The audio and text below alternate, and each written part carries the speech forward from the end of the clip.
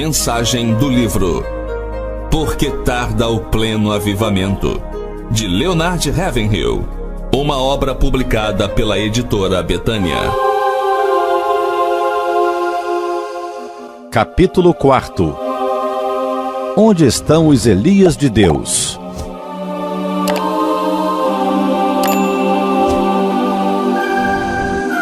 Onde está o Senhor, o Deus de Elias? Perguntamos, e a resposta é óbvia: onde sempre esteve, no seu trono. Mas onde estão os Elias de Deus? Sabemos que Elias foi um homem semelhante a nós, sujeito aos mesmos sentimentos, mas infelizmente não somos homens com corações semelhantes ao dele. Um homem que ora para Deus, ele é poderoso, mas hoje o Senhor está passando de largo pelos homens, não porque sejam imprestáveis, mas porque são por demais autossuficientes. Irmãos, nossa capacidade nos deixa incapacitados e nossos talentos constituem um tropeço para nós. Elias saiu da obscuridade e entrou no palco do Velho Testamento já homem feito. A rainha Jezabel, aquela filha do diabo, havia removido os sacerdotes de Deus e posto no lugar deles altares para os falsos deuses. A terra estava coberta de trevas e o povo envolto em escuridão espiritual, e o pecado campeava. A nação se mostrava cada dia mais impura com a proliferação de templos pagãos e ritos idólatras. A toda hora subia ao céu a fumaça dos milhares de altares ímpios. E tudo isso acontecia no meio de um povo que se dizia descendência de Abraão, de uma gente cujos ancestrais haviam clamado a Deus nas horas de aflição, e dessa forma foi liberto das suas tribulações. Como estava distante o Deus da glória! O sal perdera seu sabor, o ouro perdera o polimento, e em meio a toda essa apostasia, Deus levantou um homem, não uma comissão, nem uma nova denominação, nem um anjo, mas simplesmente um homem, com sentimentos semelhantes aos nossos. Deus procurou entre eles um homem, não para pregar, mas para que se colocasse na brecha. E como Abraão fizera antes, agora Elias estava na presença do Senhor. O resultado foi que, tempos depois, o Espírito Santo pôde escrever a história dele com apenas 2 palavras: e orou. Isso é tudo que uma pessoa pode fazer para Deus e para a humanidade. Se a igreja hoje contasse com tantos intercessores quantos são seus conselheiros, nós teríamos um avivamento dentro de um ano. Os homens que oram, assim são os grandes benfeitores da humanidade. Elias foi um deles. Ele ouviu uma voz, teve uma visão, experimentou o poder espiritual, avaliou o inimigo e, tendo Deus como parceiro, conquistou a vitória. E as lágrimas que derramou, a agonia de alma que suportou, os gemidos que exprimiu estão todos registrados no livro das crônicas de Deus. Por fim, ele surgiu para profetizar com infalibilidade divina. Conhecia o Senhor, e foi assim que sozinho paralisou toda uma nação e modificou o curso da natureza. Esse homem decidido permaneceu firme e imperturbável, como as montanhas de Gileade, no momento em que cerrou os céus para que não chovesse. Com a chave da fé, que serve em qualquer fechadura, ele trancou os céus, pôs a chave no bolso e fez Acabe estremecer.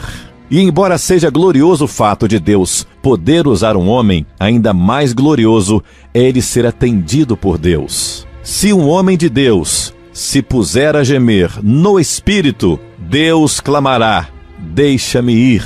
Talvez nos empolgasse a ideia de operarmos as maravilhas que Elias operou. Mas será que apreciaríamos ser banidos? Meus irmãos, se quisermos realizar a obra de Deus, à maneira de Deus, no tempo determinado por Ele, com o poder divino teremos a bênção do Senhor e a maldição do diabo. Assim que Deus abre as janelas do céu para nos abençoar, o inimigo abre as portas do inferno para nos intimidar, inquietar. Receber a aprovação de Deus implica em topar com a carranca do diabo. Simples pregadores podem ajudar muita gente, sem prejudicar a ninguém.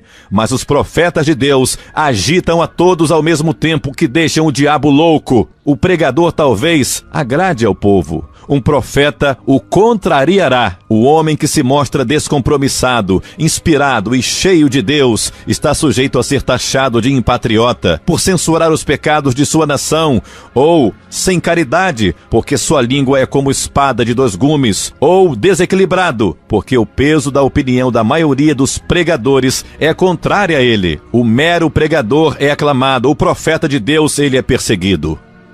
Irmãos, pregadores, nós apreciamos imensamente os grandes santos de Deus do passado, os nossos missionários, mártires, reformadores, como Lutero, John Bunyan, Wesley e outros. Nós escrevemos as biografias deles, reverenciamos os seus feitos, nós elogiamos, erguemos-lhes memoriais, fazemos qualquer coisa menos imitá-los. Apreciamos o sangue que eles derramaram, mas não deixamos que se derrame nem uma gota do nosso próprio sangue. João Batista conseguiu ficar 6 meses solto. Em nossos dias, numa de nossas cidades, nem ele nem Elias teriam vivido 1 mês apenas. Teriam sido presos antes disso, lançados numa prisão ou num hospital de doentes mentais, acusados de julgarem os outros e de não abrandarem um pouco a sua mensagem. Nossos evangelistas de hoje estão de olhos abertos contra o comunismo, mas não dizem uma palavra contra os outros ismos que inundam o país e o mundo.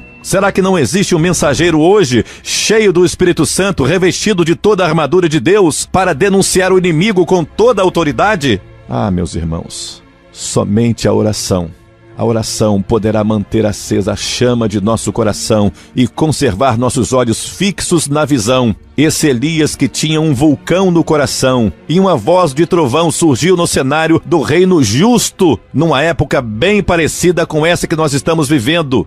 As dificuldades com que se depara o evangelismo mundial são incontáveis. Mas isso só serve para estimular os mais decididos. Vês rios que parecem intransponíveis? Vês montanhas nas quais não se podem abrir túneis? Deus se especializa em realizar o que julgamos impossível e pode realizar o que nenhum outro pode e consegue. O preço é elevado. Deus não quer ser apenas o nosso sócio, quer ser o nosso proprietário. Elias viveu com Deus. Ele via o pecado da nação como Deus via. Entristecia-se por causa dele. Do modo como Deus se entristecia, repreendeu o pecado. Do modo como Deus repreendia, era fervoroso em suas orações e ardoroso em denunciar os males do povo. Sua pregação nada tinha de brandura, era repassada de fervor, e suas palavras abrasavam o coração das pessoas como um metal incandescente que lhes queimaria a pele.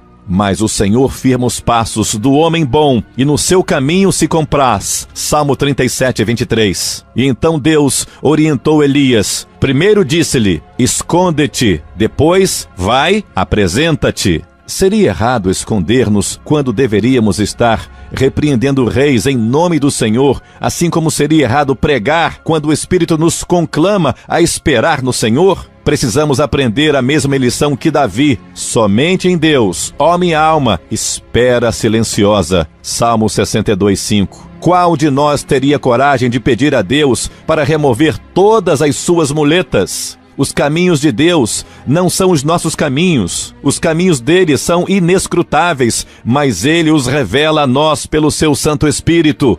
O Senhor mandou que Elias fosse para Querite e depois para Sarepta, para que o hospedasse num hotel de luxo? Não. Ele ordenou a esse profeta de Deus, a esse pregoeiro da justiça, que ficasse no lar de uma viúva pobre. E depois, no Monte Carmelo, Elias fez uma oração que é uma obra-prima de concisão. Responde-me, Senhor, responde-me, para que este povo saiba que tu, Senhor, és Deus, e que a ti fizeste retroceder o coração deles. 1 Reis 37, 18. O escritor E.M. Bounds está com razão quando afirma que só pode fazer uma oração curta e poderosa em público quem mantém uma longa e poderosa comunhão em secreto com o Todo-Poderoso. A petição de Elias não foi no sentido que os sacerdotes idólatras fossem destruídos, nem que caíssem do céu relâmpagos para aniquilar os rebeldes israelitas, mas sim que a glória e o poder de Deus se manifestassem ali. Parece que nós estamos querendo ajudar a Deus a resolver seus problemas. Foi o que fez Abraão, e até hoje a terra é amaldiçoada por essa loucura dele com a presença de Ismael. Elias não fez o mesmo. Ele procurou dificultar as coisas ao máximo para Deus. Queria fogo do céu, mas ensopou o holocausto de água. Deus gosta de ver uma oração assim, com tal audácia. Pede-me, e eu te darei as nações por herança, e as extremidades da terra por sua possessão. Salmo 2, versículo 8. Ó, meus irmãos, pastores, ministros, nossas orações, em grande parte, não passam de conselhos que estamos tentando dar para Deus. Elas são caracterizadas pelo egoísmo, pois nossas petições são em nosso favor ou de nossas denominações. Que Deus corrija isso em nós. Nossa meta deve ser apenas Deus. É sua honra que está sendo vituperada, é o seu bendito filho quem está sendo ignorado, suas leis que estão sendo transgredidas, seu nome profanado, seu livro esquecido, sua casa está se tornando um círculo social. O momento em que Deus precisa exercitar mais paciência com seus filhos é quando estes estão orando. Ficamos dizendo para ele o que deve fazer e como fará. Além disso, julgamos outros e fazemos apreciações deles. Fazemos tudo menos a verdadeira oração. Não é na escola bíblica que iremos aprender essa arte. Qual é a escola bíblica que tem em seu currículo uma disciplina chamada oração? Me diga! A lição mais importante que se pode aprender é a da oração que a Bíblia ensina. Mas quem dá aulas dela? Sejamos honestos e reconheçamos que muitos de nossos professores e diretores de escola bíblica dominical não oram, não choram, não conhecem as dores de parto. Será que podem ensinar o que não sabem, o que não fazem? Aquele que conseguisse levar os crentes a orar seria quem, abaixo de Deus, produziria o maior avivamento que o mundo já viu. Em Deus não há falhas. Ele é poderoso, é perfeito, justo, fiel. É poderoso para fazer conforme o seu poder que opera em nós. O problema de Deus hoje não é o comunismo, nem a Igreja Apostólica Romana, nem o liberalismo, nem o modernismo. Não, nada disso. O grande problema da obra hoje é o obreiro. Que o Senhor tenha misericórdia de nós.